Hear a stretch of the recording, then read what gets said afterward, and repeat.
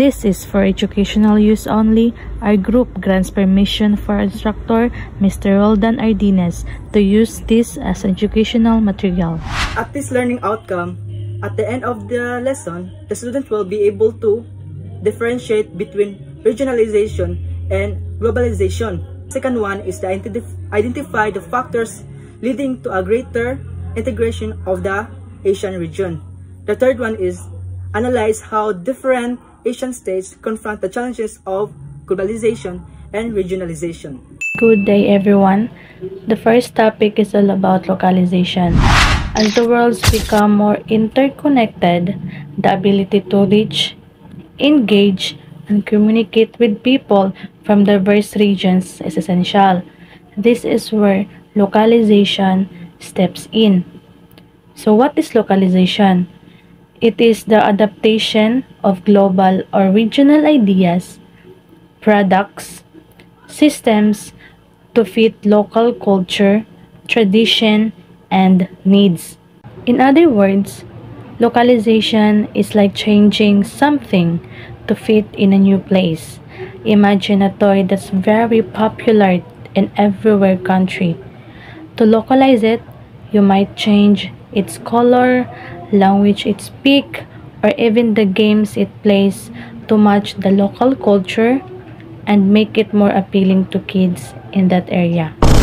There are 4 key elements of localization. The first one is language adaptation.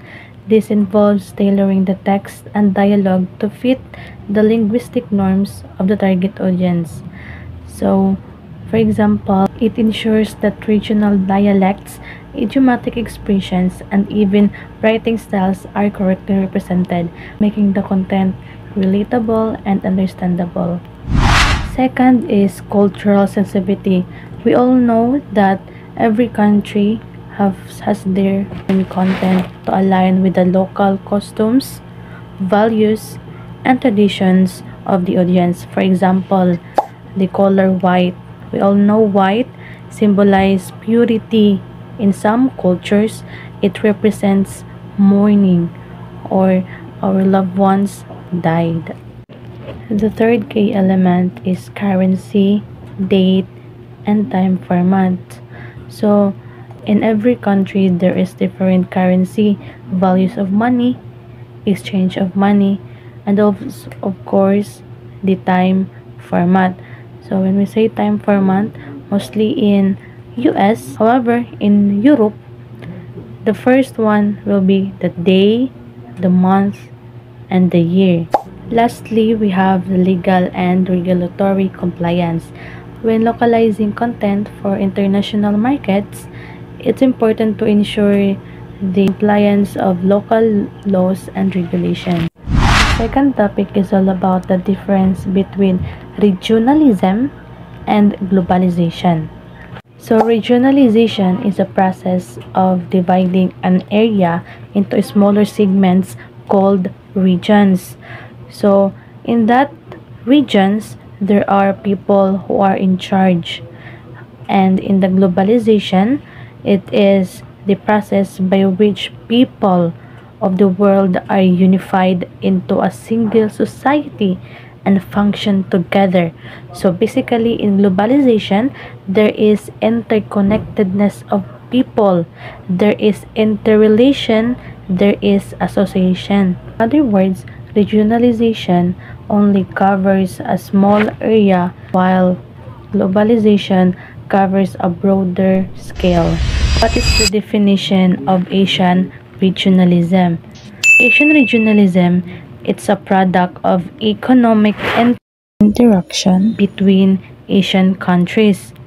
So when we say Asian countries, it is in Philippines, China, Japan, South Korea, North Korea, etc. It is not on political planning, but rather it's an economic interaction between Asian countries. Okay, like what I've said, Asian countries, we are belong. So we're talking about the Asian people. So Philippines is Asian. So we are considered as Asia people. Why there is an Asian regionalism? Asian regionalism exists to increasing economic interdependence fueled by trade investment and shared financial systems, creating a need for cooperation. In short, Asian countries are so connected economically that they have to cooperate regionally to manage and sustain that interdependence. So, it's also a response to globalization, a tool for collective bargaining on the global stage, and a way to manage shared challenges like transnational crime and energy needs. In short, Asian regionalism helps countries in Asia stand stronger globally and handle problems they can't solve alone. While the economic factors are primarily cultural, communalities and geographic proximity also form a foundation for collaboration. In short, money is the main driver, but the share of culture and being close to each other push all Asian countries to cooperate. People in Asia have different cultures, different traditions, different religions, different beliefs, governments, and many more. As Asia's economies have grown larger and more complex, they also have more integrated in what way?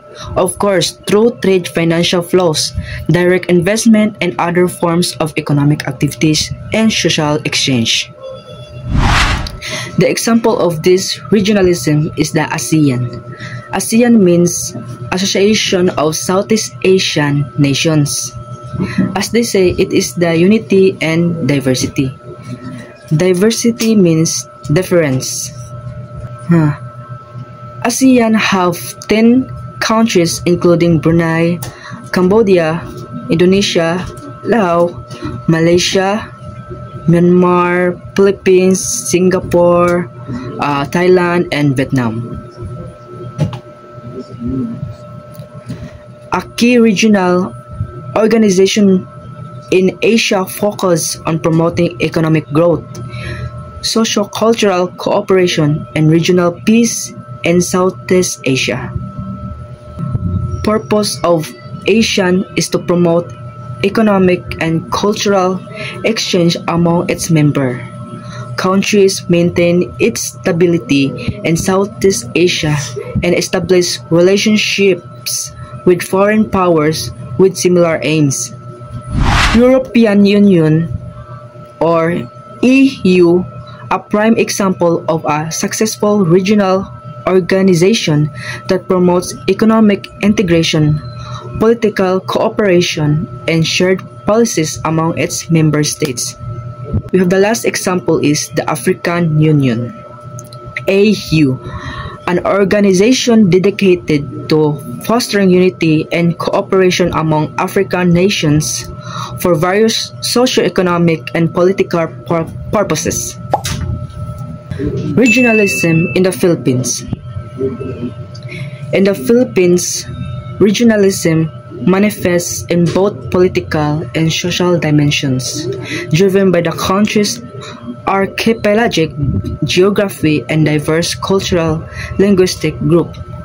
So, we have here the list of the regions. What is the difference between regionalism and globalization? As for regionalism, as the term region itself, it refers to the cooperation or integration among countries in a specific region, and their focus is mainly on a regional scale, such as strengthening ties, identity, and collaboration within a limited area. An example of this would be the ASEAN, Association of Southeast Asian Nations, or the regional trade agreements like NAFTA or USMCA. And the difference of this between globalization is that it is mainly on a regional scale, while globalization refers to worldwide interconnectedness of countries through trades and communications, culture, technology, and migrations. An example of globalization would be companies like Apple, wherein they are spread out across the continents, and global movements on climate changes, worldwide use of social media platforms. What are the factors that led to greater integration of the Asian region? So one of these factors is the regional institution and cooperation.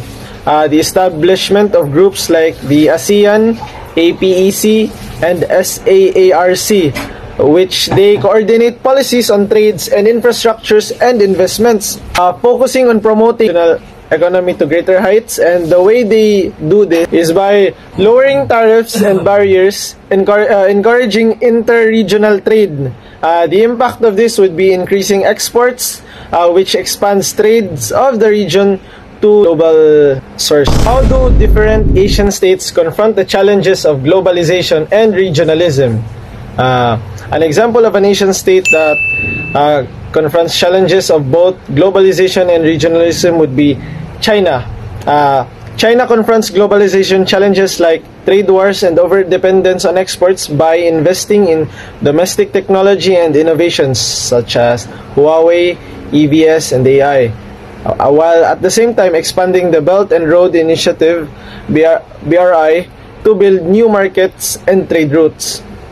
And as for regionalism, China confronts regionalism challenges such as territorial disputes among the South China Sea and competitions with neighbors by joining and supporting regional trade agreements like RCEP, Regional Comprehensive Economic Partnership, and strengthening economic ties with ASEAN and East Asian partners through infrastructures and investments.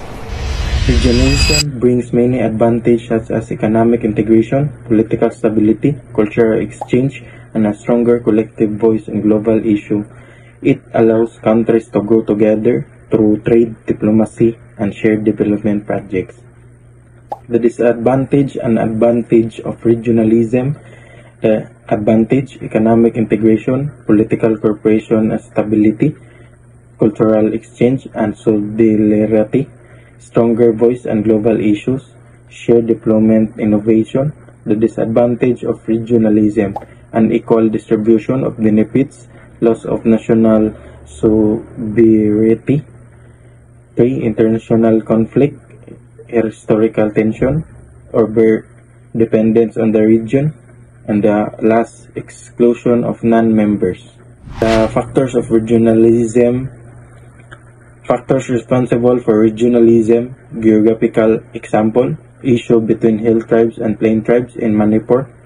Second, historical regionalism, culture closely linked to the history of the region. Third, cultural factors, example, North-South language issue, discrimination faced by people from the Northeast. Politico-administrative factor, sense of discrimination, example, demand for separate state of the Telangana. Fifth, ethnic factors, example, Naga demand for the separate state. The factors of regionalism. Regionalism grows because countries shared geographically, history, and culture depend on each other. Economic face common security traits and respond to the external pressure with strong leadership and formal organization. These factors encourage unity and cooperation. New regionalism is a theory and practice of regional integration and cooperation that emerged after the Cold War, often as a response to globalization, decentralization, and the perceived limits of national or supranational governance. New regionalism is a product of the force of economic and political change shaping the post-Cold War world. New regionalism is a way station on the path of globalization as an increasing number of major economies adopt national and protectionist policies in evolving geopolitical and geoeconomic landscape. Multi-level governance. Power is shared across national, regional, and local levels. Economic integration. Region promotes trade, investment, and development within the area. Cultural and identity politics. Emphasis of regional identity, language, and heritage. Catalonia and Scotland. Decentralization. Power is devolved from central governments to regional authorities. Flexible and overlapping membership. A single region might belong to multiple networks or organizations. Old regionalism and new regionalism. First one, old regionalism, import substitution, withdrawal from world economy, plan and political allocation of resources, government-driven, primarily industrial products. In new regionalism, export orientation, integration into world economy, market allocation of resources, private sector driven, all goods and services, investments. Examples of new regionalism. European Union, a complex example of new regionalism with shared sovereignty.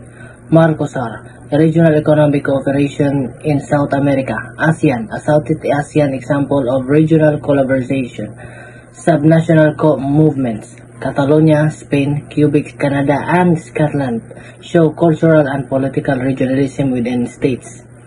Theoretical foundation, influenced by globalization theory, governance theory, and postmodernism. Scholar Burgeon Henry and Friedrich Sauerbaum were major contribution to new regionalism studies. Impact of regionalism to globalization. Number 1, complementary forces. Number 2, economic impact. Number 3, political and strategic impact. Number 4, cultural and identity.